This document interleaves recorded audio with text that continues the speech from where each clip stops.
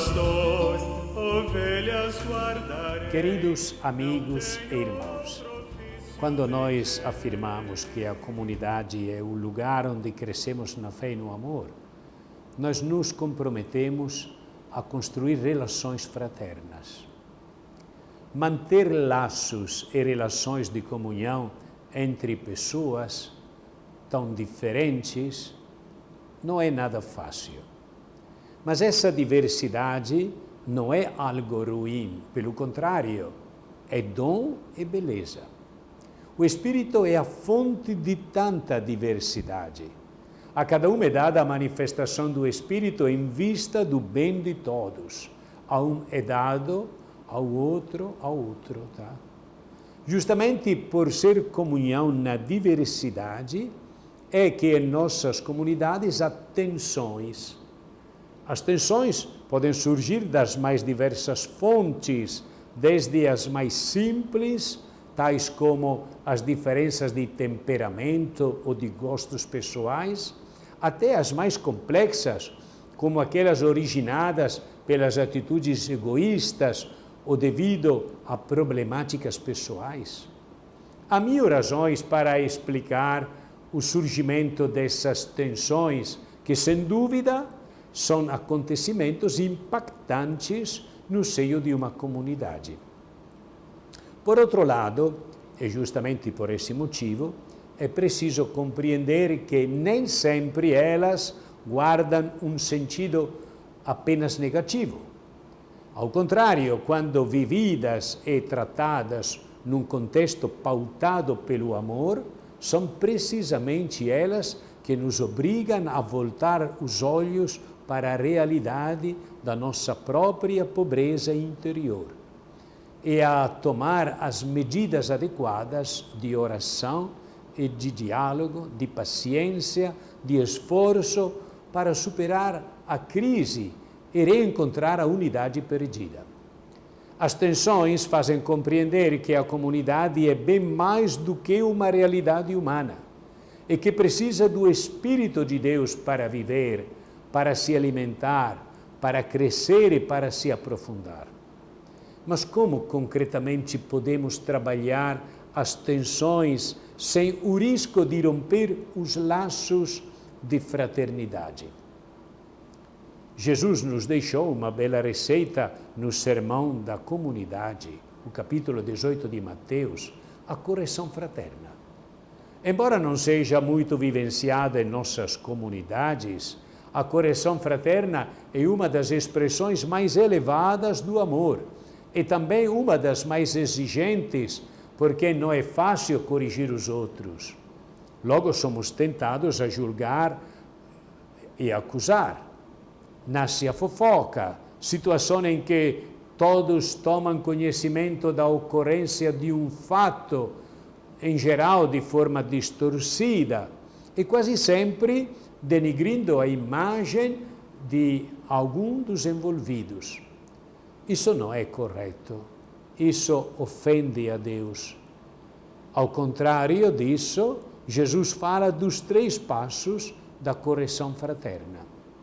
O primeiro passo, visando corrigir o irmão que cometeu um erro, consiste em que se converse com ele com toda a franqueza e de forma justa, ajudando a enxergar onde está errado. Essa é uma atitude de fundamental importância, porque ao expressar com clareza, mas também com mansidão e gentileza, o que precisa ser dito, o nosso irmão percebe que, antes de tudo, aspiramos ao bem dele. Caso isso não seja suficiente, como segundo passo, Jesus aconselha recorrer ao auxílio de pessoas dotadas de boa intenção para dialogarem com ele, numa visível união de esforços, visando apoiá-lo nas mudanças que precisam assumir. A comunidade deve agir de modo que aquele que cometeu a falha reflita, reconheça o erro cometido e aprenda a partir desse reconhecimento. Mas não só. Cabe também à comunidade fazer com que o faltoso perceba que ela está próxima e o acompanha mediante a oração e o carinho, e está sempre pronta a oferecer o perdão, a compreensão e ajudá-lo a começar de novo. Finalmente, o terceiro passo: se alguém que cometeu a falta não ouvir nem mesmo a comunidade, Jesus diz que o irmão deve ser tratado como gentio ou publicano, ou seja, não mais como um cristão que age como igreja, como comunidade. A partir dessa situação limite, uma série de questões importantes podem surgir para cada um de nós quando um irmão na fé comete uma falta contra mim. Eu, sem rancor, o ajudo, o corrijo? Ou será que guardo isso para mim e acumulo ressentimentos? Você ainda vai pagar por isso? Será que faço disso motivo para falar pelas costas? Você sabe o que aquele aí fez? Ou sou corajoso e bastante para tentar ajudar o irmão? Rezo pela pessoa? Peço ajuda para fazer o bem?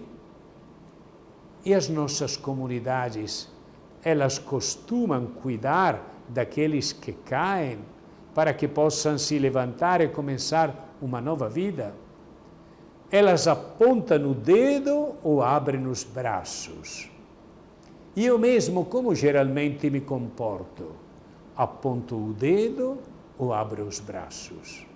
Cada pessoa que na comunidade cresça em amor e sabedoria fará crescer toda a comunidade na mesma medida. Cada pessoa que se recuse pessoalmente a crescer ou que tenha medo de avançar, impedirá a comunidade de crescer, de ser aquilo para o qual foi criada. Cada um de nós, cada um dos membros da comunidade, é responsável por seu próprio crescimento e pelo crescimento da comunidade inteira. Crescer no amor é tornar-se pouco a pouco menos egocêntrico, menos azedo, menos agressivo, menos intolerante diante das fraquezas dos outros. A discípula ou o discípulo de Jesus há de amar de tal maneira que seja artífice da paz, domine a sua ira, seja capaz de pedir e de dar perdão, não seja julgador, seja paciente ante as injúrias e os maus tratos. Responda com doçura e bondade à malevolência ou maledicência. Seja respeitoso com seus adversários. Partilhe do que tem com os irmãos e as irmãs. Sinta misericórdia, se aproxime e cuide do seu irmão. Tome sobre si as enfermidades e dores de suas irmãs e de seus irmãos. Alivie os que estão cansados e angustiados. Faça-se amigo, a ponto de dar a vida como Jesus. Deus abençoe a todos em nome do Pai, e do Filho, e do Espírito Santo. Amém.